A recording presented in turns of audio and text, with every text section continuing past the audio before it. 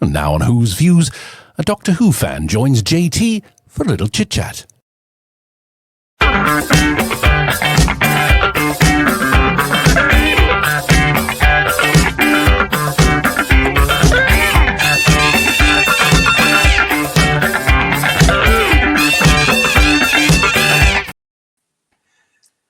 Hello everybody, welcome back to Who's Views, and it's another chit chat. Yeah, I love these series. I really do. These episodes are fantastic. As you can see, I'm delighted to welcome back to Who's Views, Graham. Yay! Hiya. Hello. Nice to be back. Thank you.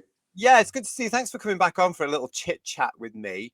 Now, I know you know the format. This is basically Who Viewers, where I get to spend a little bit of time with one of you guys out there, just having a little chit chat about anything to do with Doctor Who or anything else that basically you want to take it to. So I'm delighted that Graham's here with us.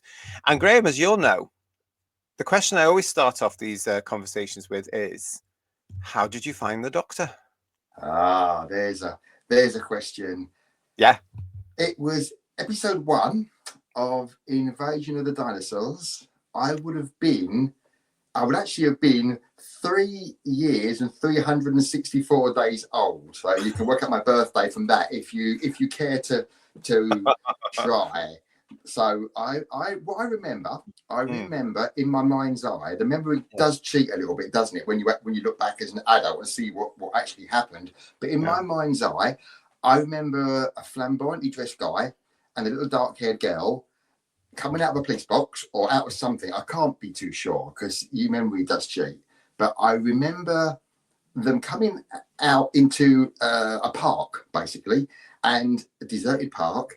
And the big focus was, where was everybody? And that kind of resonated with me. I'm thinking, oh my God, that interested. If he's a little boy, where has the population gone? And I don't remember much more than that of that particular scene, because I'm a small boy, so you don't really take on board the implications of what happens. And then later on, and here's a funny thing, I had a memory of, in my mind, it was scary, the dinosaur bursting through a wall. Well, of course, it's the dinosaur coming through the house, isn't it, in the actual story? And I never realised what that memory was until years and years and years later, watching the VHS of Invasion of the Dinosaurs and seeing the dinosaur come through the house. And I thought, I remember that at the time. So they were the two memories of that story. Like I said, I would have been near enough 4, and there's nothing else. I don't remember anything else at all, but I remember the Doctor and Sarah landing and being intrigued where the population was, and the dinosaur coming through the house, which was, in my mind's eye, it was wonderful. It was a really realistic effect. It looked real and it intrigued me. And these were the first two proper, and the title sequence. Definitely the title sequence. Definitely the title sequence. I remember the music, and I remember also once Tom took over the role, I realised it had somehow changed. Obviously, it had Tom's face on the titles, but equally, I knew it was very similar to John's last season, and that kind of rang a bell as well. And I've got fragmented memories of bits of season 11. I remember actually having a exercise book, a school, a drawing book. That must have been preschool, really. I was only 4, and in that drawing book, I had drawn little Daleks and a snake, a big silver snake, which of course was the city route from Death to the Daleks. So I'd drawn that as a child in a book, and I remember that. I remember the what I thought was a snake. In my eyes, as a 4-year-old, it was a big silver snake coming out of the water.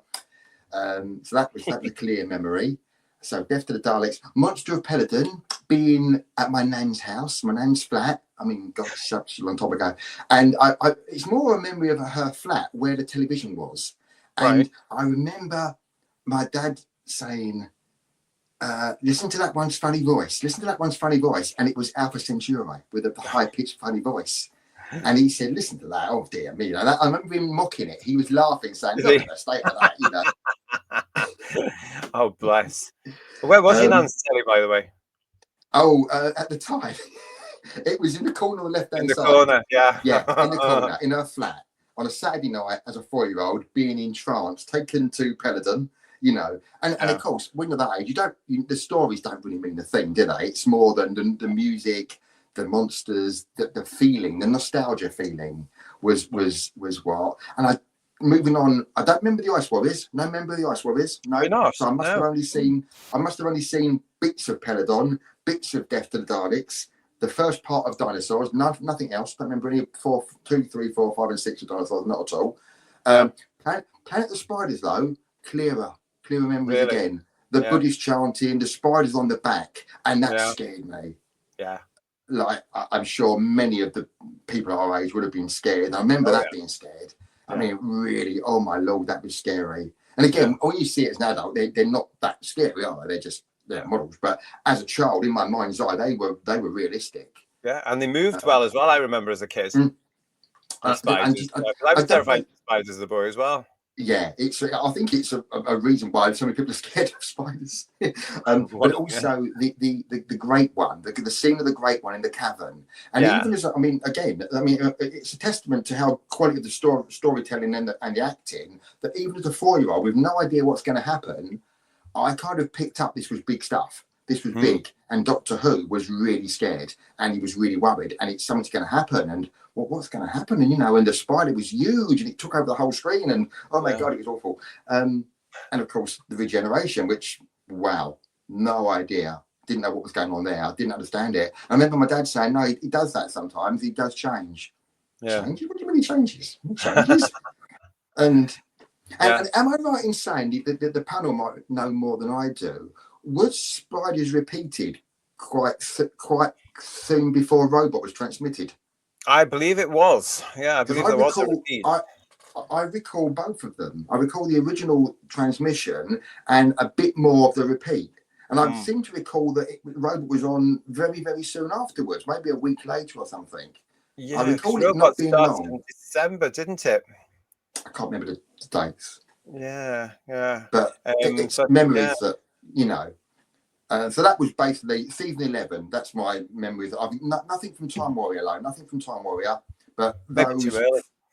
Perhaps. I mean, I was just about 4 when Dinosaurs started. And then they are fragments. They're not any. Obviously, at that age, you don't remember the storylines. You don't remember much. But I do remember the fact that John was in deep trouble with the spider. That came across even to a 4-year-old. He was like, "Oh, this is serious." Amazing. He's worried. It's great. It's interesting what you're saying about the theme tune back then, because that for an entire generation, that was a chilling theme tune, wasn't it? I think that's why it's so iconic today. I mean, today's version is a watered down, nonsensical version of it. It's all orchestra and all this nonsense. I really don't have any time for the modern day versions from Murray Gold. But that theme tune, as we've discussed on the show on this channel, that theme tune, Pertwee's last one, and then into Tom's run, with all those little effects in it, all those little radiophonic effects, and the whooshing and the zooshing and the twinkling and all that sort of stuff. I mean, were you one of these kids were you like me? Were you growing up at this time with those titles and that version of the theme tune, and you got the chills in the neck and the spine? Oh, completely. It was.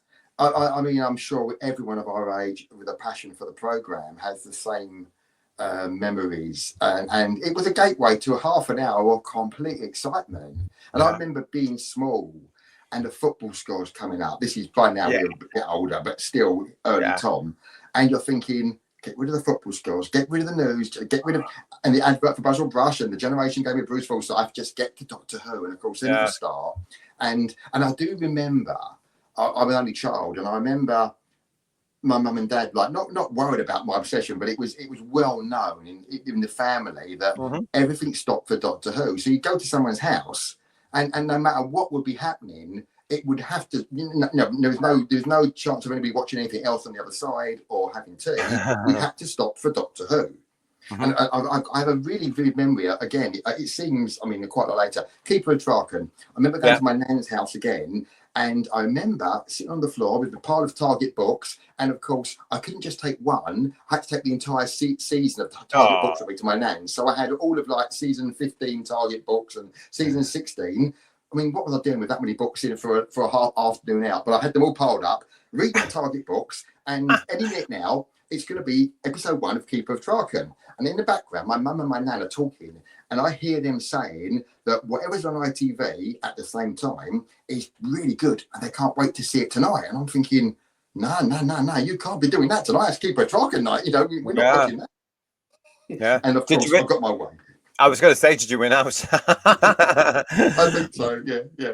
I did. So I think, I mean, I don't know what everybody else feels, but I think when we celebrate our program on the channel or reading them, you know, reading stuff about it, we're also celebrating our past. We're celebrating Annu's bought for aunties. We're celebrating Nan's making us crumpets while we're watching The Deadly Assassin. We're celebrating people that are no longer with us. We're celebrating memories, and they tie in completely with a passion, with an obsession we all had as children. I know I did, and I'm sure everybody else did. And you know, those magical years. And of course, I think they coincided with some of the great stories, didn't they? I mean, the early Tom stuff was wonderful. I remember there was not one that didn't completely, you know, blew me away. All of them. I was very scared. I mean, as a child, you're 4, 5, and 6, and 7 during the Hinchcliffe stuff. And it was like, gosh, looking back now, it was a bit grim at times, but it's brilliant. I loved it. Absolutely loved it. Couldn't wait to see what happened next. You know, so many memories of cliffhangers, Sarah Jane's face, the Doctor and Sarah being ejected into space, and Planet of Evil comes to mind. Falling into the pit, into the big pit, which in my mind was in my mind as a 5-year-old. That wasn't a pit. It was a giant puddle. Right. And I don't know why I thought it was a puddle, but he went into a puddle. There's so many.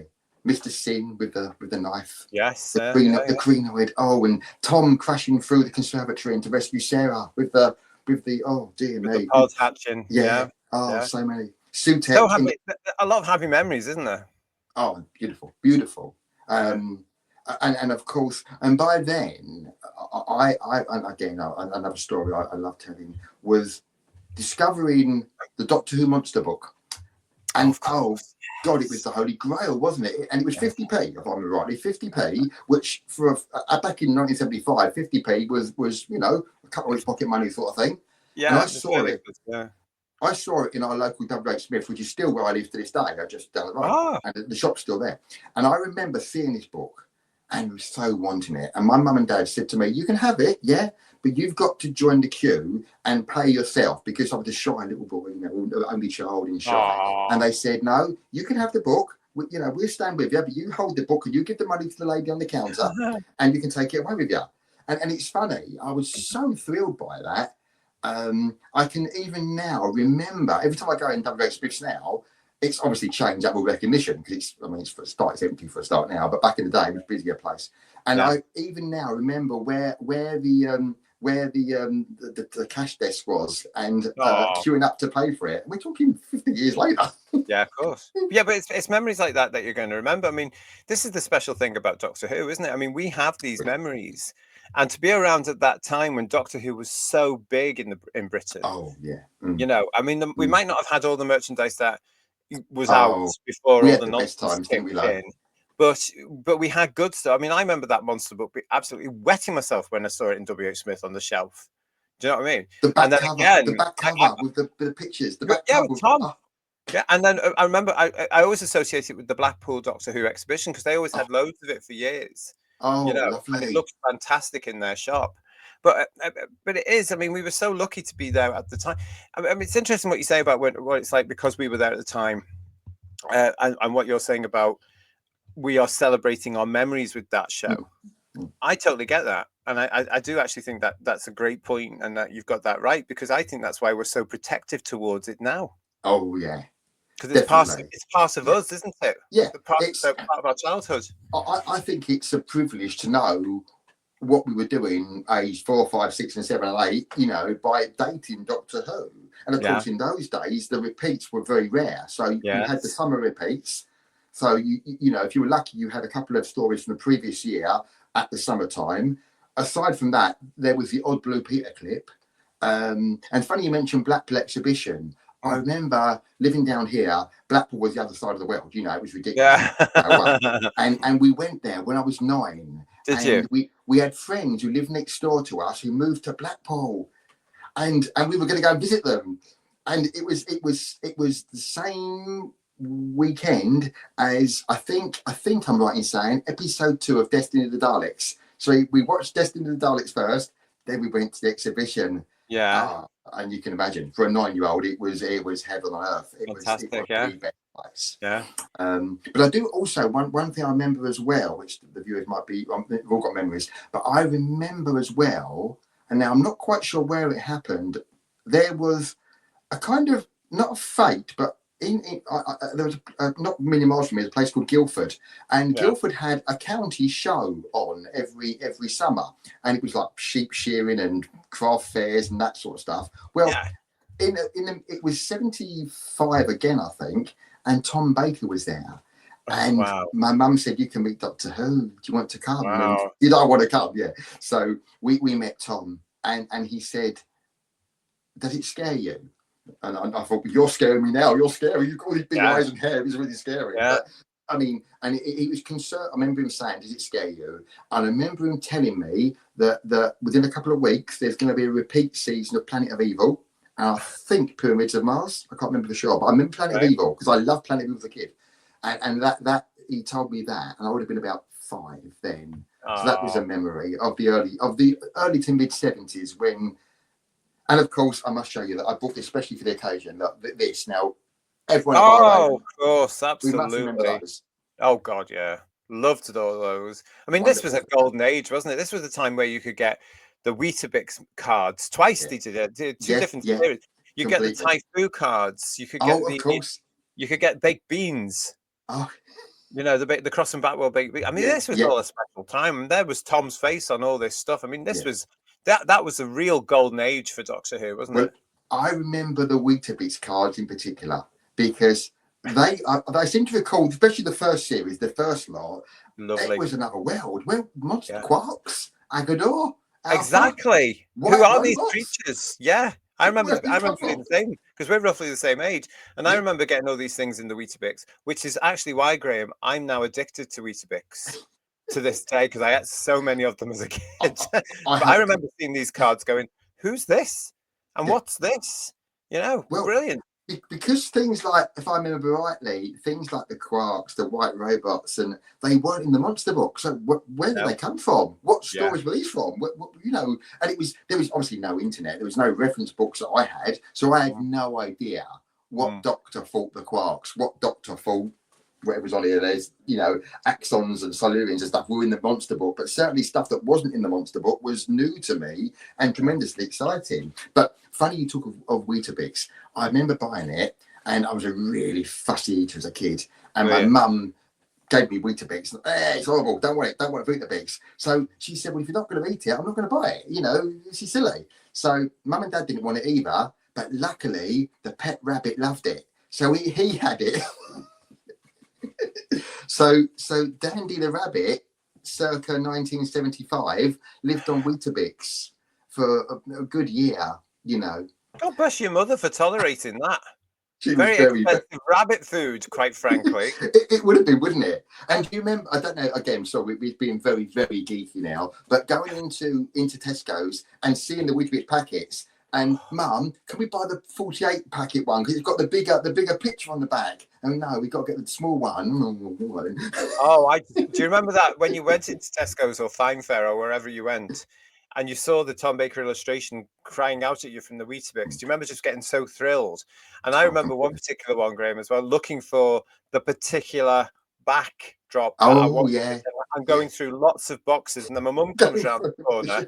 And she's like, "What are you doing?" Because I've got boxes all around me on the floor as I'm looking for the one I want, which was inevitably towards the back. Yeah.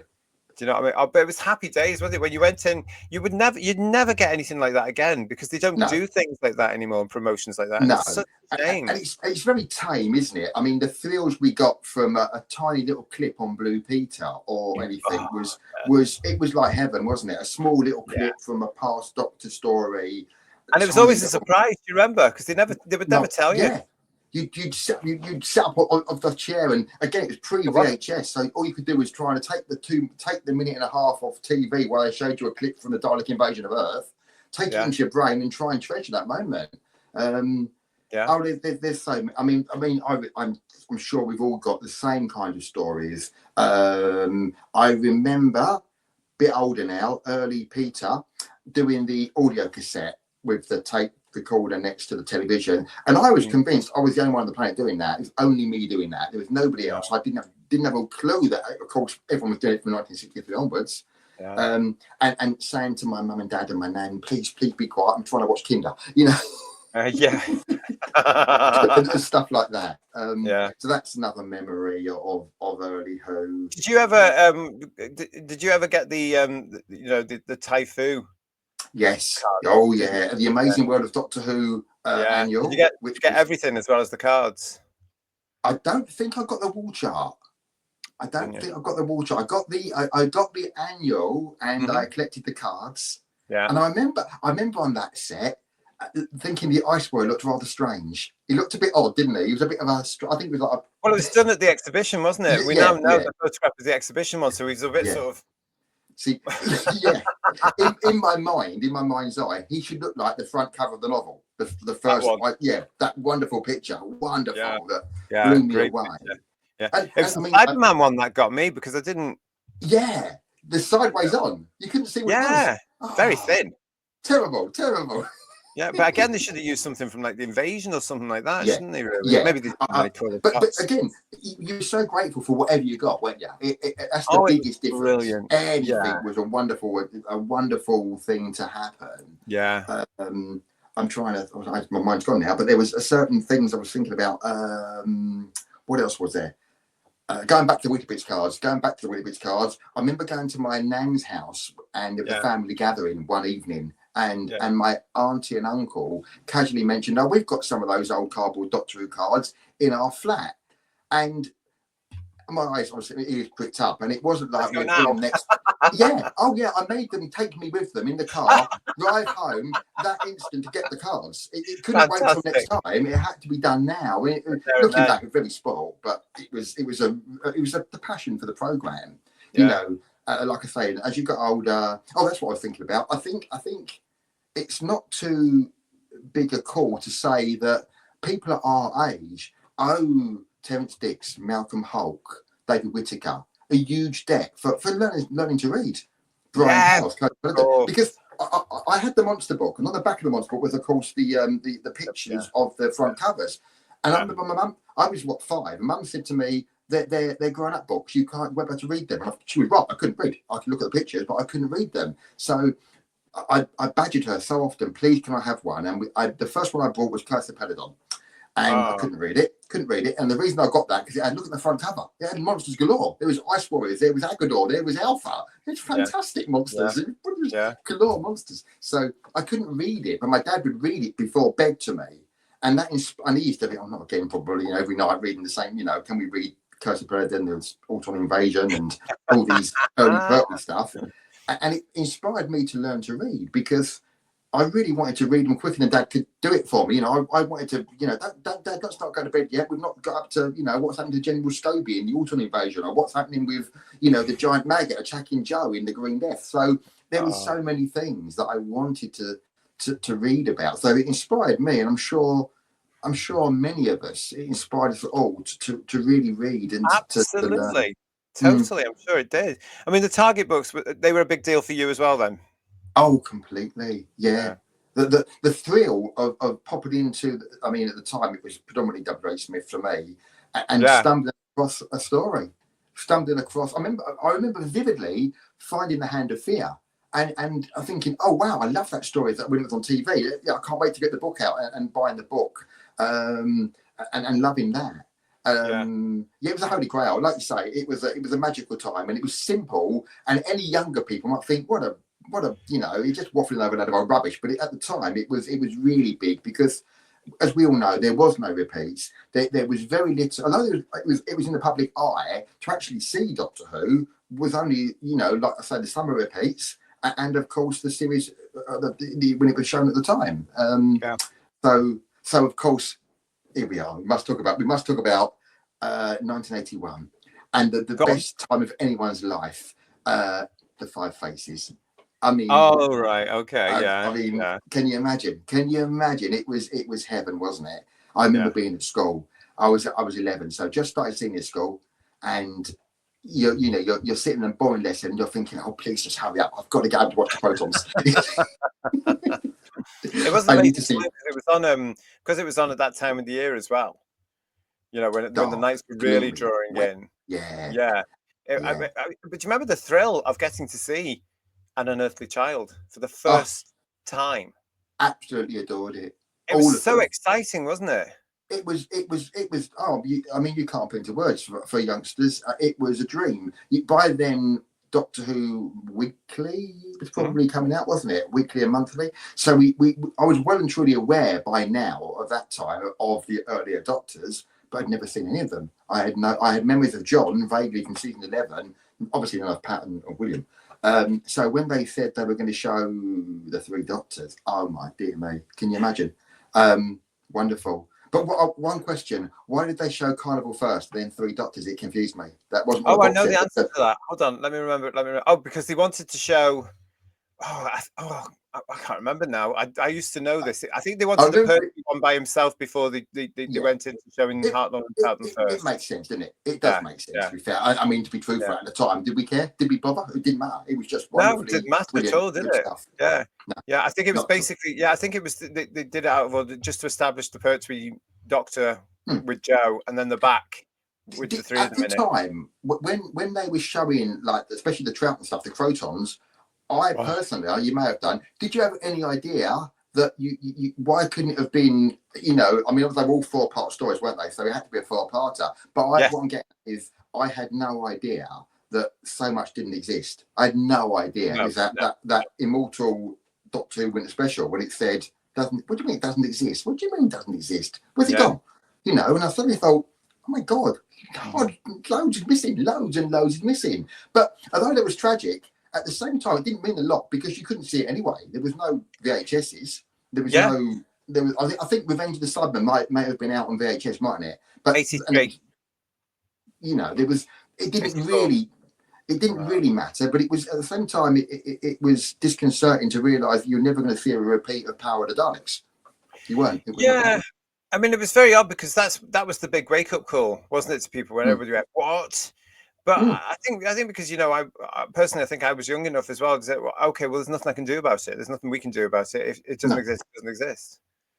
So although it was upsetting, it was out your hands, wasn't it? Back then as well. Well, like you say, it was upsetting, but there was no repeats of any apart from the Five Faces theory, which was wonderful. We weren't going to see them anyway. So, but as you get older, as I got a bit older, I thought, oh no, you're never going to see these stories, which was really sad. And then, of course, they started coming back in dribs and drabs, didn't they? Which was good. But again, apart from the VHS, which came a bit later, you weren't going to see them anyway, which was a shame. But again, looking back as an adult, the magical memories of so many wonderful stories, wonderful feelings, and the way the stories led you in, the music, and the memorabilia, the Genesis of the Daleks LP, the Tired Through Tea cards, the Week stuff we've covered, even the Doctor Who theme music, 7-inch single. It was all beautiful. It was really, it meant an awful lot. And like I say, at the risk of being, I suppose, a bit spoiled, really, that you'd go to someone's house and aunts and uncles or friends of the family, and you'd sit and watch it, and it had to be really quiet because you'd be taking it in so intensely. I mean, it was crazy, really. And I remember it's handy because that's how that's how you remember things now, isn't it? Yeah. You'd literally do date things by what you were doing. Well, I do. I think, oh my gosh, and it's another thing what I've been doing lately. I mean, I don't watch hardly anything modern. It's all old TV, a lot of old TV. And I'm sitting there watching something, and you can't help but do the inevitable, oh, he was in Claws of Axos. He was in That's the Death, and it's numerous, you can't help but do that, and that's quite a fun hobby now. Nobody else really cares. You tell your wife that he was in Vengeance and Vows, so what? I know, yeah. I love it as well, because when you're watching these old shows, like the for me, I love the Joan Hickson Miss Marple series, because she's my Miss Marple. I absolutely love them, and I grew up with those, of course, as you did. She was around. She was my Miss Marple when I was growing up. But the amount of Doctor Who actors that are in there, you sit there now watching them when they're screened again, whatever night they're on, and you can look at it and you can go, oh, there's Peter Davison. Or some of the guest artists that are in there. Oh, yeah, they were in Doctor Who. That was in it's marvelous. I love doing that as well with old shows. I bet we all do. I bet we all sit there thinking he was in whatever he was in, or even worse is you don't recognise them, but their name comes up at the end credits, and you think, oh, hold on, I was watching. They were younger. I'm watching something today on YouTube. Francis Bridge, I think his name is, the playwright thing, and the guy in it was Emrys Jones, and I thought, where do I know that name from? Emrys Jones. Yeah, the Mind Robber, and he's in that. And I didn't recognise him at all, because he's obviously, this is, it's roughly the same time, I think, but of course in the Mind Robber, he's all made up with the thing. Yeah. And I thought, I didn't recognise him, so that's interesting. But no, and going back to the memories of things, it's like the audio. We all done it, taping the stuff off television and then playing it back. And I started doing that with Enlightenment and the King's Demon. Yeah, I was quite late doing that. Quite you were. Late You were really well. Yeah. And I had no friends who liked Doctor Who, so it was completely. I felt that I wasn't quite shy. At school. No, not really. Not as much as me. They would watch it and they knew I was geeking out over it, but not passionately until a bit later. I was probably quite shy as well, and a typical only child and all that palaver. So I probably wouldn't have made it my business to try and socialise with anybody about Doctor Who. But I remember doing the audio cassettes, and it worked really well on the first two, Enlightenment and King's Demons, and the Five Doctors, it didn't work properly, and it was terrible, and it was all fuzzy and horrible, and I couldn't hear it, and it upset me. So I was quite late into doing that, quite late into doing those, and they had repeats, didn't they, of Kinder and the Awakening and stuff, I think, and later on and stuff. They would do some repeats in the summer, yeah. I remember Black Orchid being repeated, because it was a really warm summer, and they repeated it, and my aunt was round, and she was watching it quietly. Is this Doctor Who? Because of course Black Orchid was so different. Yeah, of course. Back then, of course, Are you sure this is Doctor Who? Yes. Where's his TARDIS? but it goes to show what we say, doesn't it? It goes to show what we say. You can still remember that day, summer 84, 83. You can remember it. Wonderful. Memories that will never leave. And it's like when we done the annual talk on Who's Views, and I think, again, it's probably the age thing. I think it was obligatory Christmas '75 to get the Tom Baker annual. Everyone had to have that. Even people didn't like to have that annual. It was obligatory. And I remember my auntie got me that and loving it so much, loving it, and the artwork and the weird stories, and it was just completely bizarre. We were so lucky, weren't we, when we were growing up? Because we had, I don't know about you, but I was allowed to get Doctor Who Weekly, which transfers into Doctor Who Monthly. It was 30 pounds a month. Remember when it went monthly? Yeah. Like, but also I got things like Lookin'. You remember Lookin'? Yes. Which was the ITV magazine, with the Junior TV Times magazine, they called it. But you remember things? I mean, you got Sapphire and Steel, you got Robin of Sherwood, you got the On the Bus, Benny Hill strips. Whatever was big at the time, and the artwork in that was just stunning. The Doctor Who Weekly, Doctor Who magazine artwork, stunning. We were so lucky because they didn't patronize children as kids like they tend to do today, I think. And they didn't have to have all this whiz bam nonsense. They actually did what we now know as graphic novels for us. Yeah, completely. I mean, I think the thing about not being patronised is usually relevant. It didn't talk down to you, did it? And as the show didn't really. I mean, again, as a small child, I wasn't aware, of course, that Philip had left and Graham Williams had taken over, but you were aware of a different tone in the show. Yeah, of course. I remember the K9, which I loved. I didn't have a problem with him at all, and I think he's really quite a great character. To me, it was obviously Star Wars, so it was the two android droid things in that, was a similar sort of thing, like a friendly robot kind of stuff. And then I do remember. I mean, the Third Doctor going to be proud of me because I so wanted to see more John, because by then I was an avid reader of the targets, and John's stories set on Earth, set against axons and giant maggots and demons and ogrons. These were wonderful, and I remember so wanting them to come back. Oh, did you? Yeah, I did at the time. I mean, looking back now, it's brilliant that really the show didn't look back on its past, did it? I mean, Graham Williams, Hardly ever. He was so innovative, and he brought so much new stuff to the table. But I do remember, as I'm sure anyone our age is going to be the same, the Cybermen in Earthshock. Wow, how big was that at the time? That was like, oh my grief, the Cybermen are back.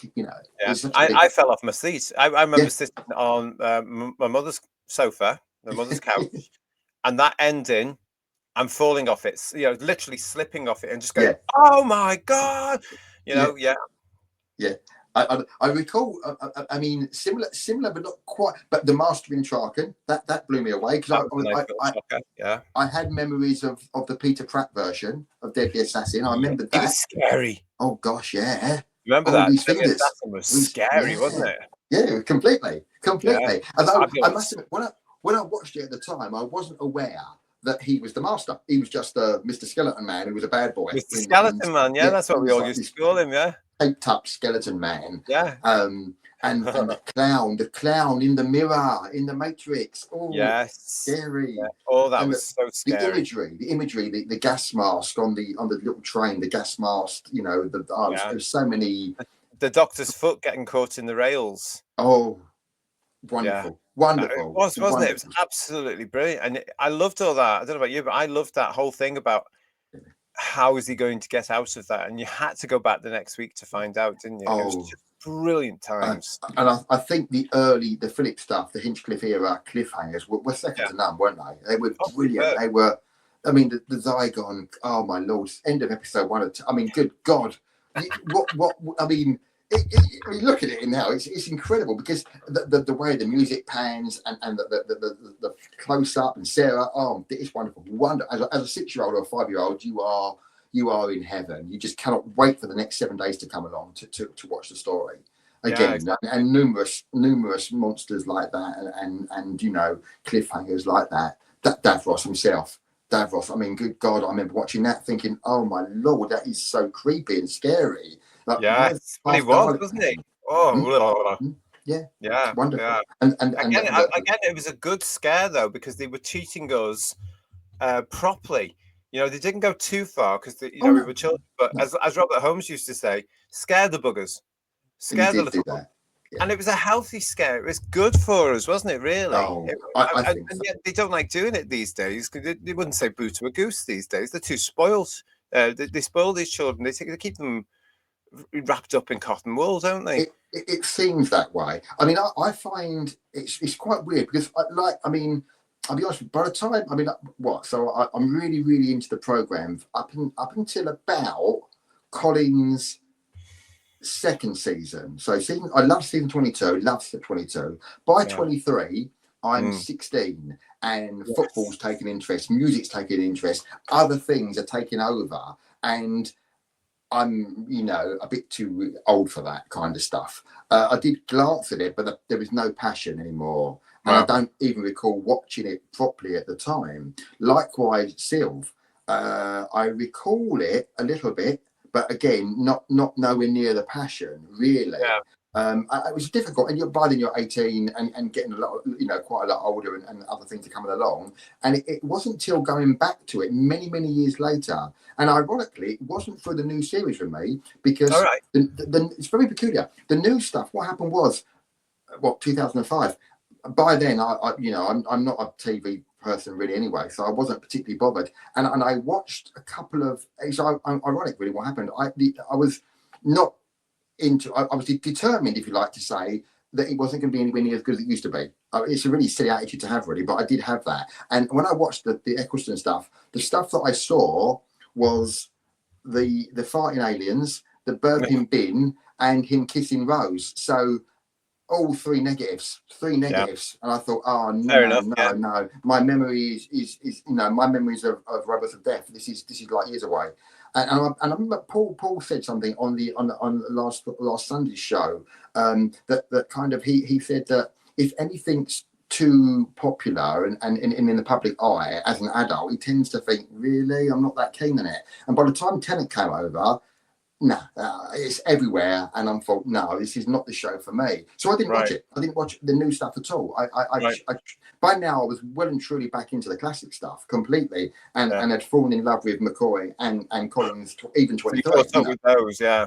Yeah, I went back and watched them through an adult eyes, and the memories were there as an 18-year-old. But whereas when I'm 18 watching Paradise Towers, I'm seeing, maybe juvenile acting and poor quality sets and all that. Now, as an adult, I overlook that, and I'm taken, to what they were trying to do. I'm not saying they maybe as successful as they may have been back in the 70s, but the storylines were still gripping me as an adult, and I loved that era. No problem with it at all now. No problem. Really enjoy it. I think Phil gave a great performance, very enigmatic. The character development between 24 to 26 is a huge change. I love the manipulative side of it. So yeah, I can't stress enough. Wonderful, as was Collins 23. I've got no problem with it. I like, maybe it's not to the level of like the early Toms, but it's still good quality stuff. Yeah.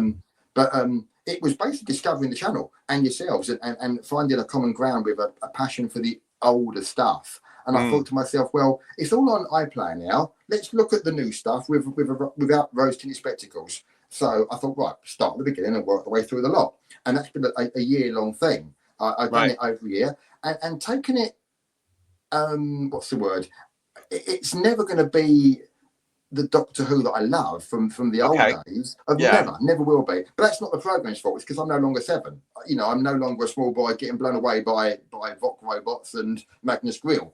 So, but I've watched it all. There are certain things that do not, even as now I still don't like the romantic side of things, but I appreciate it's no longer being made for me, or it wasn't back in the 2005, 6, 7, 8, 9, 10. I think you say that. I disagree with that. I can't stand this. It's not being made for me. It bloody well should be. Yeah, it's Doctor Who. It's a British television legend. It should be being made for everybody and anybody that wants to watch. And the fact that they've turned around over several years now and say, well, it's not for you and we don't want that particular audience, it's no wonder it's dead and buried. No, it's very interesting for me, having not watched any of the new stuff until this year. So I've watched Eccleston right through to Capaldi, and I've enjoyed the role. I won't lie. There's been lots of really good stories. It's not maybe gripped me as it would have done when I was 8 or 9, but back in the day. But I've enjoyed the stories. And then this is the bit that gets you. So I watched obviously the last Capaldi season, which you can see is going down the road of here we go. The DEI stuff, yeah. But it's still got some good stories in it, and I quite enjoyed. I thought his acting was great. His good portrayal, blah blah. And then you come to the latest stuff. I mean, good God, I went into it with an open mind, thinking, okay, this is. I'm about 20 years too late, but let's get a new My Doctor. Let's get a new My Doctor. I'm older now, but this is the first Doctor I've watched, from the new series from day one. So I sat down and I watched the one at Christmas time. And I thought, this is absolutely awful. The last Christmas, the one the Goblin one on the boat. I thought, oh dear me, this is terrible. The shooting at the first one. Yeah, the first Ruby Road, one. Right. And I thought, well, okay, it's Christmas, so it's done lightheartedly for the families and the children. It might get better. And then I watched Space Babies, and it didn't get any better. It got worse. Yeah. And I endured because I wanted to take part in the Who's Views reviews. So I'm sorry you put yourself through all that just to come and talk on the shows about it. But what I'm getting at is, from my point of view, is the downturn in quality from even the last Capaldi to that. What are they thinking of? What? I mean, really? Seriously? They. I mean, good God. I mean, if everyone enjoys it, crack on, happy days. But it's got nothing to do with it, is it? It's got, apart from the title and the blue box, I just cannot see anything at all that reminds me even of the new series Doctor Who, let alone the beloved series. Yeah. And I did watch out of curiosity 2 Jodies. Oh Yeah. no! It wasn't for me. Again, I'm a bit like yourself. Call me or whatever, but no, to me, it's a male character. So I didn't have high hopes, and no, it didn't do anything for me. I can't remember the stories. One was about a Dalek New Year's Eve, I think, but I can't remember. It did do nothing for me, and so without a doubt, to me, it's 63 to 89. The magical era, and then the new stuff. I've thoroughly enjoyed the last year watching it from Eccleston all the way through, and I preferred Matt and Capaldi much more. I found them much more. I enjoyed their portrayal, but there's still parts that I don't like. The romantic part, the reliance on the screwdriver, the soap opera bit as well. I'm now this, going back to Earth all the time, and numerous, modern day slang and the usual stuff, but. It's one of the things. It's just an opinion. It's loads of people loved it, and I did enjoy the watching it all from Eccleston right through. But it will never have the affection that the original stuff has. I don't think it ever will. I don't think it will ever. But is that because of our age? Do you think we're cynical old grumpy men? No, because it's a totally different show. It's completely. Yeah. I mean, if you look at if you look at what they were doing, with the Eccleston series, they absolutely made it so that it was accessible to anybody that came along, and it worked for them. So all the older fans like us came back to watch it. Some of us drifted away, some of us stuck with it. It brought in a new audience as well, and we were there to support them with it. They didn't do that again with the Shooty Gower version of Series 1 because they made it just for a minority. Yeah. And it's been going on since, and it's going to continue into this year, 2025 as well, because it's for a minority. And it's ridiculous. I mean, like I say, I went into the Gatwick stuff wanting to like it, I think a lot of us did. Yeah, as opposed to rewind to 2005, and I don't want my childhood memories soiled by it. So I'm watching Eccleston, thinking and I'm seeing council estates, I'm seeing kissing, I'm seeing fighting aliens and beams and stuff, and I'm thinking, see, I told you it'd be rubbish. No, it's not for me. But the difference was with Gatwa, I went in thinking this would be brilliant. This is a new Doctor, new start, and I quite like the idea of what he would bring to the table. I quite like the look of the guy. And then I watched the stories and I thought, this is not, it's just awful. Yeah. And what are they thinking of? And then, comparing it to like the previous runs of Capaldi and Smith, which, I mean, some of the stuff was very complex and needed to be watched about 1,000 times to understand the stories, but they did have a certain quality. And I just thought, no. I don't think I can do that again for the next upcoming series. It's just, I know what you mean, but it's just a shame, isn't it, that they become so arrogant that they can feel that they can use Doctor Who, our beautiful show, to push their agendas, to push their activism, to preach to anybody that's actually watching it. And it's had the reverse effect. People, of course, answer that very quickly because Doctor Who's been falling in the ratings since that first Whittaker episode. I mean, I love listening to what Bedweir says, and it's not actually it's not love, it's not nice. Nobody. It's like, I mean, I actually feel really sorry for yourselves and the guys there that have grown up. I mean, I did walk away from the show, but yourselves, Ian and Paul, as far as I see, have been passionate defenders of this show for your entire lives. Really passionate, not just eras of it, the whole show. And you like you said, you want to like it. You don't sit there thinking, oh, it's going to be bad. You want to like it. You want to see a really good story. You want to get involved in and really appreciate it. And you're seeing space babies, and you're seeing drag queens, and you're seeing Sutek on the back of it. Oh dear, please, really? That's the same with any sort of, all we ask for, considering that we're paying for much of it, is good television, and they're not giving us good television. Have you seen this very week that we're recording this? There's been these rumours coming out that Lisa Nandy, the cultural secretary in the British government now, is considering looking into the viability of that. If you have Netflix or Disney Plus at home, that you have to have the TV license for that so that it can support the BBC. I mean, that's just absolute nonsense because Netflix and Disney have nothing to do with it. And all that will do is, people will continue to have Netflix or Disney Plus and say, bugger off, we're not paying for the BBC, causing all sorts of bureaucratic problems and court cases. Or Netflix and Disney Plus will lose their audience in the UK. Yeah, there's no winners, is there? No winners at all. Well, no winners. I mean, what a stupid suggestion that is. It does seem that way. But say, my going back to like memories and affections, they are of wonderful memories of the 70s and the 80s. And it is one for you, of course. The day, what was it? I don't know. Was it September time? Leisure Hive Part 1 with the new music. Oh my God, what's going on? We're in the 80s, aren't we? Well, there's various people. There's two sets of fans for that. You either went like that, going wow, or you went like that, going oh no. It depends. I remember at the time wanting the 70s stuff back, but now it's wonderful. No, it's wonderful. It's brilliant. It's on me. Yeah, of course. It's the 80s, isn't it? It brought the 80s, and it suits season 18, which is brilliant. I thought marvelously well. It was wonderful. It was really good. But it was another major change. I mean, and to be fair to John, he did change such a lot, didn't he, at the time? The tone of the program. Again, I'm 11 years of age. I'm reading Doctor Who weekly or monthly, so I'm aware there's a new producer, a guy with a beard and a Hawaiian shirt. I knew who he was. Suddenly, he was a visible face of the behind the scenes team, and I could see what the program had changed its tone immensely. And as an 11-year-old, I'm watching Warriors Gate and I'm thinking, what on earth is this about? But as you know, because it was so utterly surreal, wasn't it, compared to what we're used to? And do you know what though? I remember the same thing. I was about the same age, and I was watching Warriors Gate, going, "Well, this is really different." I'm getting confused with a bit of it, but actually really enjoying it. But do you know what? I'm one of the few people that at the time, as a 9-year-old, didn't like season 17. Destiny of the Daleks for me was the highlight, and then it got weirder and weirder and weirder.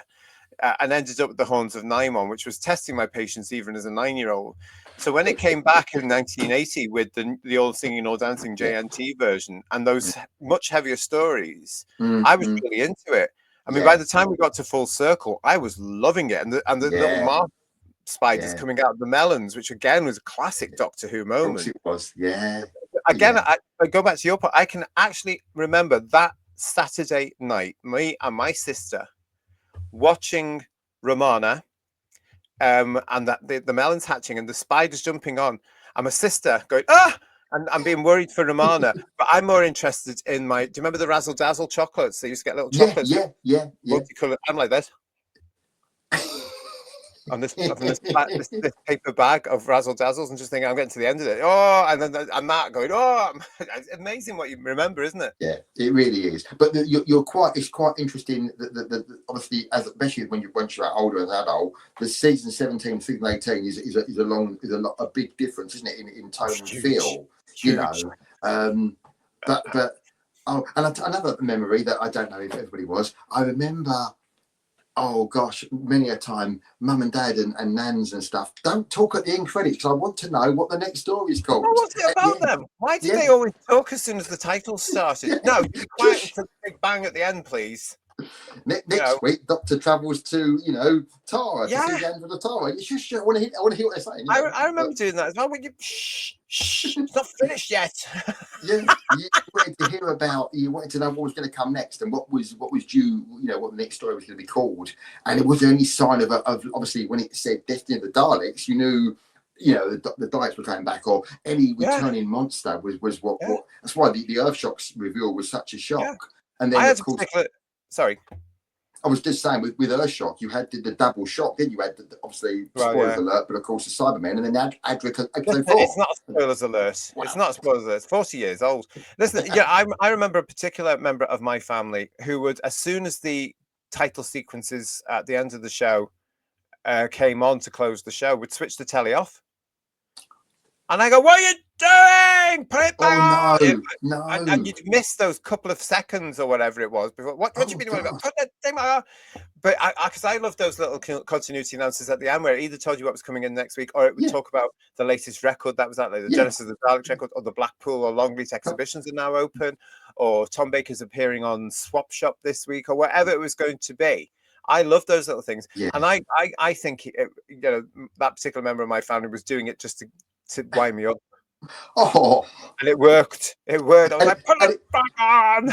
but again, though, it kind of goes to show how absolutely desperate we were for every teeniest, tiniest morsel of Who. We were enjoying it so much. Desperate. So anything. I mean, obviously, Swap Shop, Superstore was brilliant. Blue Peter. Anything that would give you little clips of the program, or the actual actors from the show on the. I used to love that when they went on Saturday morning telly. Yeah. You'd have like Colin Baker, Nicola Bryant, obviously in Superstore, and obviously I remember Elizabeth Sladen, Louise Jameson on Swap Shop. I remember that clearly. The first Swap Shop as well. Yeah. Of course. Yeah. And he was in rehearsal. How did you feel with companions? Because mine was obviously my first was Sarah. Sarah was wonderful. Sarah was never going to leave the show, and then she did, and it was like, what? No more Sarah. What's going to happen next week? Well, I'm still in therapy, of course. Well, because it got. I mean, looking back, we had it even harder because Sarah left at Hand of Fear.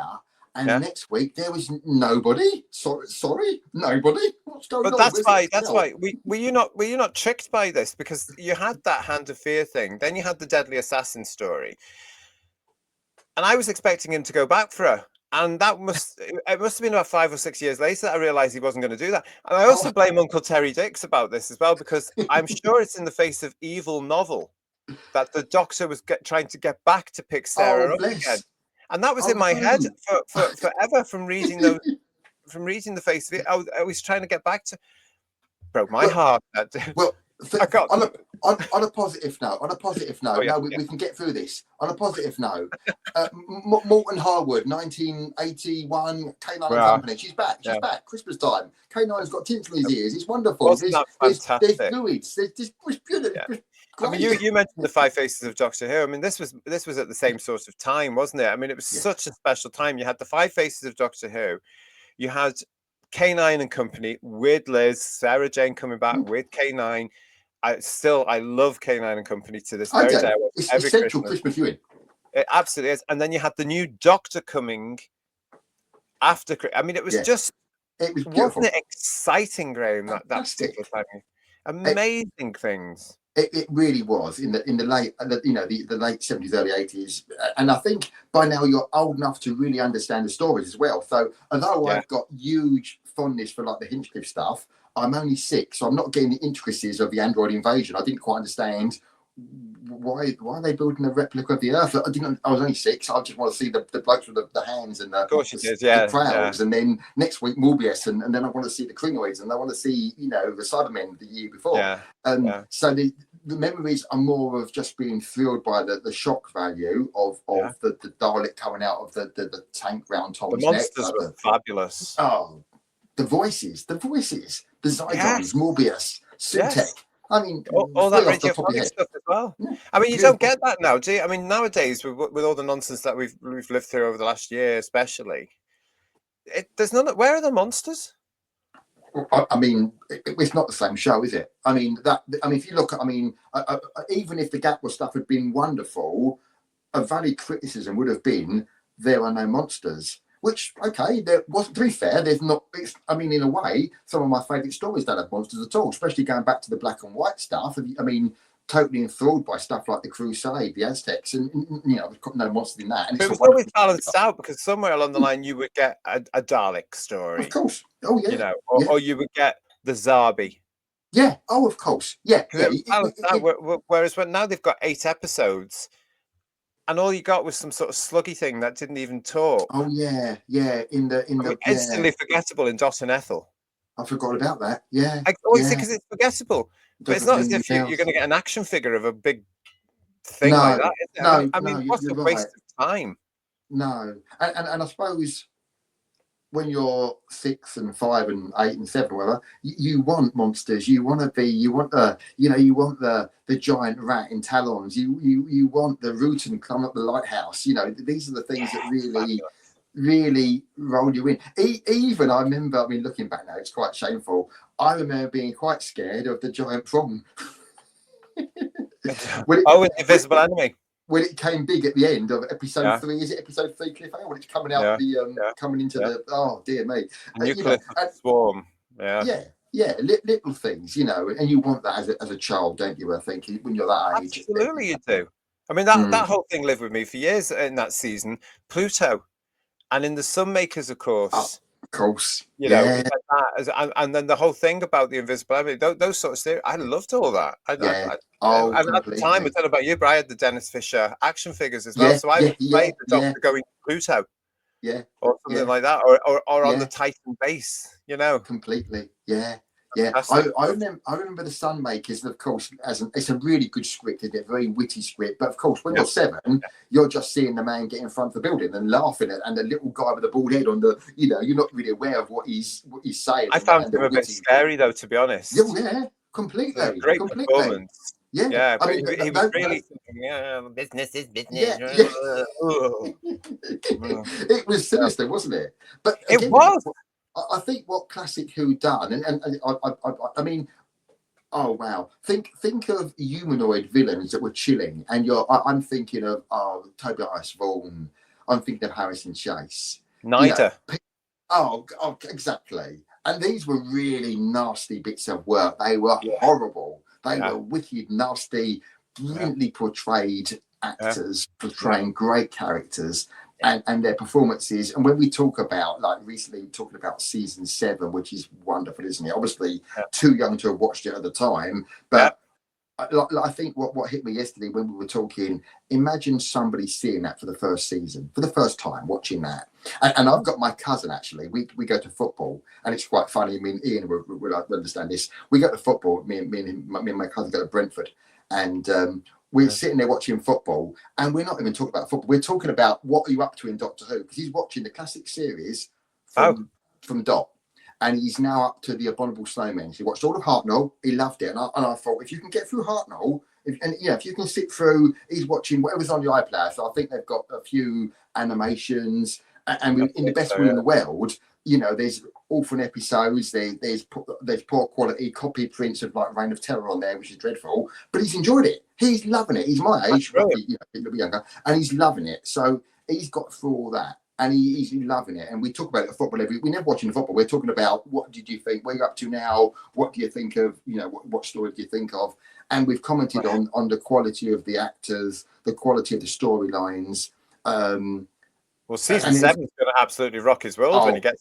Don't wait. warn him. Don't warn him. Let's see what the reaction is, because that's going to be totally different. Watches us, like, watches our show, because he says to me, "I watched TV," so he knows that season 7 is a big special, and and he said to me, I think he watched the War Games in colour, and I said, "Please don't be put off, because I mean, why would you do that? Why would you? I can't work out what they were doing with that. What is the point? Why would you make the program? The point was they were trying to make it accessible to their mythical audience, of course. But it didn't make any sense. I was ill at Christmas, and I thought I was in bed, and I thought I'd watch it just so I can take part in the show. And it was horrible, because they've ruined it completely. The colorization was we all agreed was fine. I don't really care. To me, it's made in black and white. I'm quite happy to watch it in black and white. But I admired the colorization. It was a really good, as far as I could tell, good product, and they've done a really good job with it. But the fact that the story just had so much cut out of it, it made little or no sense. So I warned Dave. I said, "Look, don't be put off. You've got to watch the War Games full. Don't watch the edited version." Oh yeah, watch all the 10. Yeah, you can't just watch the colorized version. It doesn't make any sense. Yeah, get into the story proper. So where do you stand with Doctor Who now then? It's the greatest thing ever. I love it. The 63 to 89 is magical. It's beautiful in so many ways. Not just because it's a story about rubber monsters and eccentric heroes. It's, like I said earlier, it's memories. It's the feeling. It's the many people that are no longer in my life that introduced me to certain things. My dad in particular. I remember my dad telling me about Patrick Troughton, and he said he used to wear a funny hat and he played a flute. And I thought, good God, Dad, you saw the Highlanders and Power of the Daleks. This is astonishing. He did. I mean, Dad's long since gone, but little things like that come to mind. Things like that. The magical. The classic series. Wonderful, all of it, even the stuff I was too young to see, the Hartnell and Troughton stuff, I can indulge myself in. There's some great stories there, and equally the stuff with McCoy that I was by then interested in football and music and listening to the Smiths and stuff rather than watching McCoy. Now going back to it, Curse of Fenric, wonderful. Ghostlight, Remembrance of the Daleks, quality stuff. I love his portrayal. But where do you stand with it today? Oh, today it doesn't exist to me. What that thing that was on last. I mean, good Lord, and I wanted to like it. I mean, this is, no, the Gatwa stuff. No, I can't do that again. That was all for. I'd never watch it. I wouldn't watch any of the episodes that I saw ever again, and I don't think I can watch the new series. I don't. It was just rubbish. It's wasting my time. The Eccleston to Capaldi, I thought was pretty decent, to be fair, but it's never going to have the affection that the other stuff is. And what the difference is, no matter how good I liked it, I don't like the romantic side of it. I don't like the mundane soap opera side of it. I don't like the way it kind of what's the word? Doesn't mock the original series, but kind of like, I don't know, makes light of what was in lore to me. I mean, obviously, the Hartnell was the first Doctor. I mean, I don't even know about what Chit had done in the other stuff. I didn't watch it, but no. But I did enjoyed it as an individual program to watch the Eccleston through to Capaldi. Yeah, I enjoyed, and I did enjoy Matt Smith and Capaldi immensely as actors. I thought they really kind of got the part quite well, and everyone told me, I think I watched on Whose Views, that everyone said to me in the chat as well, Capaldi will elevate even a worse story, and he had to, because there were some quite, I mean, some of the stories you we had some abominable stuff, Tom would say. They were absolutely terrible. Yeah, there wasn't the quality did kind of, but he elevated it. But even in him, there's I think you mentioned it on Whose Views recently. Things like when in one of the stories he kind of like pretends to regenerate, and you're thinking, well, where's that come from? And why do that? Why do that? What a waste of time. It's lazy writing. That's where it is. Because how coming up with something like that, the sensationalism of something, and throwing it into a plot because they can't think of a plot. Yeah, or something else that would make the point. It's just stupid. Could you imagine? Can you imagine any of the original 7 Doctors doing a gimmick like that? It just stupid. It was used to write out an actor back in the day. Now it's used as any sort of gimmick.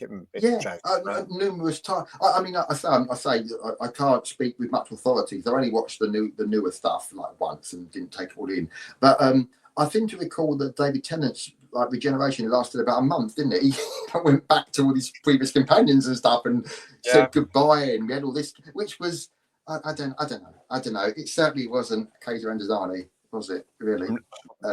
Planet Spiders, no. But like, repeat myself, I think that Smith and Capaldi kind of got the part. I quite liked Eccleston. Tennant took a bit longer. I mean, I think I can't help but be clouded by the way he comes across, and she's wrong, which is completely wrong. I shouldn't, judge what he's doing now and how he comes across now with what he done in Doctor Who, because he was undeniably incredibly popular, wasn't he? It was everywhere. Everyone knows that the 2000, whatever it was, 7, 8, 9, or whatever. It was a really popular show, and everyone knew about it. That was 2005. It was 20 years ago. Yeah, we're talking a long time, aren't we? It's 20 years ago. They can't. I keep saying they can't call it New Who anymore. It's not. It's a bloody old show, and it's showing it. It's very tired. The British public are tired of it. I suppose to us proper fans, that's 1983, isn't it? To 63. You're talking season 20. You're talking Arc of Infinity. You're talking More Than Undead. You're talking. Arguably, in the original run, at 20 years. Our version of Doctor Who, the proper Doctor Who, was in such a strong position considering to where this one is. This one's on its deathbed now. There's no comparison. I think I remember saying to yourself, I think on an email, last summer I went to on a holiday. We had a day trip out to Taunton, and in Taunton there was a Doctor Who original artwork. That's right, thingy, and went to see that. And I loved it, really good. And there was a lady, an elderly lady, who happened to work for the museum or whatever it's called, curating it. And she was a real nice lady. And she said, I'm not a fan of the programme at all, really. And she said to me, who's the current Doctor now then? She had no idea, didn't know who it was. No. In fact, she actually thought it was still Capaldi. She didn't even know about Whittaker. She'd missed Whittaker and missed Gatwa. They had no. Most of Britain did. Let's face it. It's just real. Interesting because I thought she's not doing that for effect. She just told me which one's the current one now. You know, I thought this is I get that a lot. I get that a lot from people. Which is sad. Graham, it's on that point. We've gone over our time, so thank you so much. Sorry. For coming. No, don't be daft. It's great to hear from you, but I really enjoyed talking to you. But we'll leave it at that particular point, I think, as well, where we've emphasised the fact nobody knew who we were, because we might get into other territory there. Thank you so much for coming back onto Who's Views. Thank you for having me. It's been wonderful. Thank you so much. It's been great to hear from you and hear your viewpoints and what have you. If you would like to come on to Chit Chat and have a little chit chat with me, you can indeed. All you have to do is do what Graham did here. You can email me there, whosviews1@gmail.com. Just send me an email saying you'd like to come onto the show. We'll sort something out. We'll get together and we'll do a little chit chat. Again, Graham, thank you so much. Thank you so much. Really appreciate it. It's great to see you. I hope you've enjoyed this. Don't forget to subscribe to the channel. Yeah, thank you. Don't forget to subscribe to the channel. Please, if you have subscribed to the channel, make sure you're still subscribed to the channel and give us a thumbs up for Graham's chit chat there. Thank you, everybody, for joining us. From Graham and myself, thank you. See you again. Bye-bye.